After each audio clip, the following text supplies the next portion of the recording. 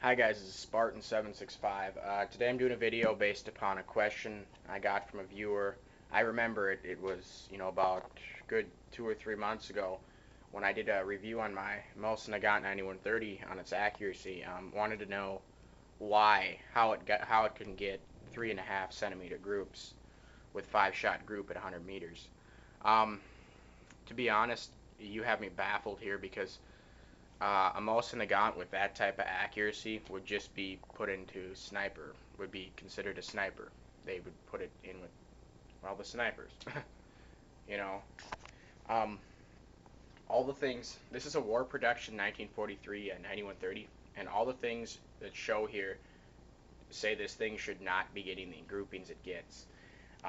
The only one thing is though is that the barrel's perfect. It's almost when I got it, the barrel looked like it was unfired, but obviously it had been fired.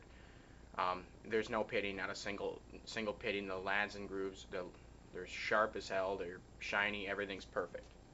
Um, there's a few things though that kind of have me baffled, and I'm gonna go over that today. I completely disassembled my 9130. I took apart every single thing you can easily take apart without damaging the rifle. When taking it apart, obviously I didn't take off the rear sight or the front sight, because I don't want to have to resight it in, and that's just retarded to take that off. And the smaller barrel band, I didn't take that off either, because I would have had to bend it, and I don't want to risk breaking it. Okay, first off, we're going to start off with where everything comes from. Some stuff is unknown, and some stuff I took a good educated guess based on machining quality and other stampings on it. We'll start off with the stock right away. Um, My best guess is that this is the original stock that the gun was made with. Um, it's a war production stock, as you can clearly see. There's no sling plates on there at all. Um, it's not the butt isn't as fat on it, or the stock isn't. Usually they're a little wider, or not wider, but taller on the non-war production models or the early war production models. The date on the receiver is 1943, and this does look like it was made around that era. There are a few stampings inside the stock. I couldn't figure out what they were. I don't know if you can see that in there.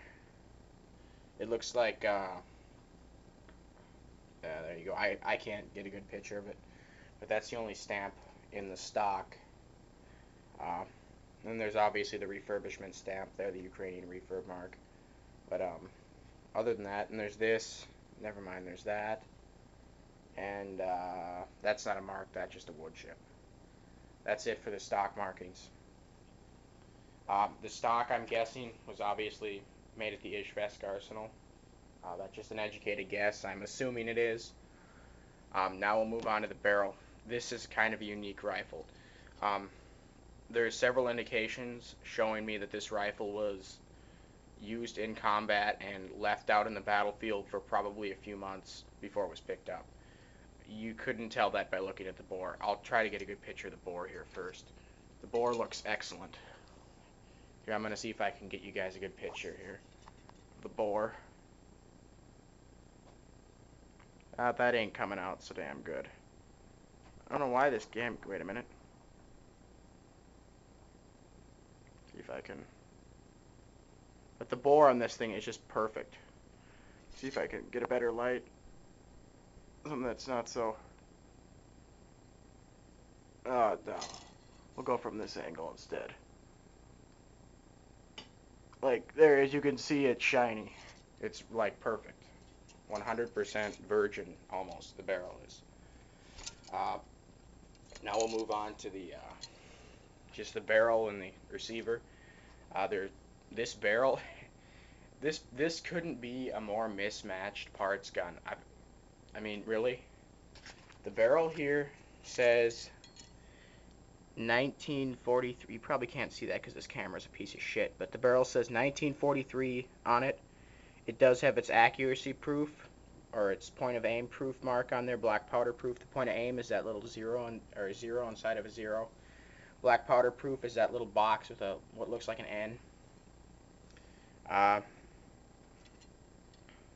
There's the little number in the bottom there. That's an inventory number. That's not a reserial or a serial number.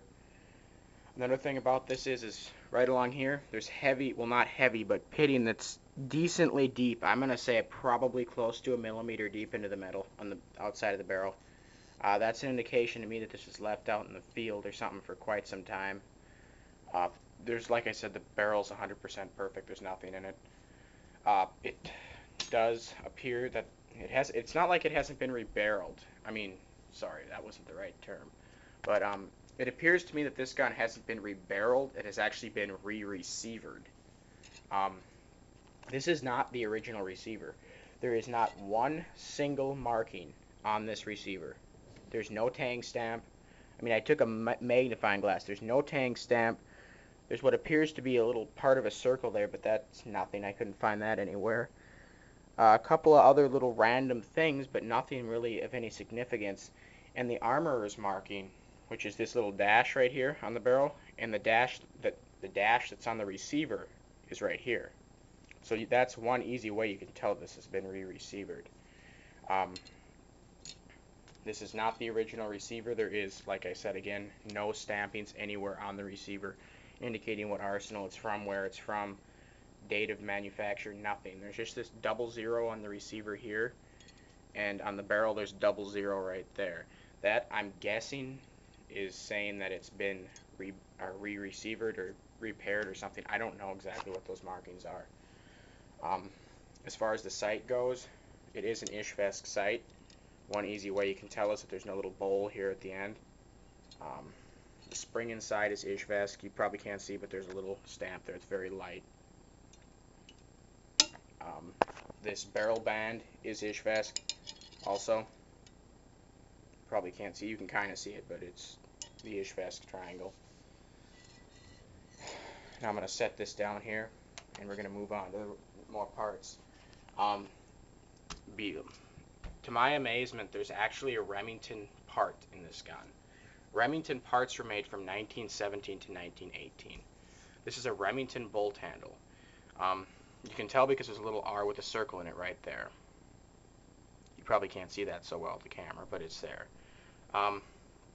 It does match the serial number of the gun, but if you put it at an angle, you can tell that it had been demilled right here, where it had been just ground off and then restamped with the serial number. I was reading on the internet, and apparently what they did when they were getting later in the war, like 42, or no, 43, 44, and even 1945, is they wouldn't necessarily make new parts for each new gun made.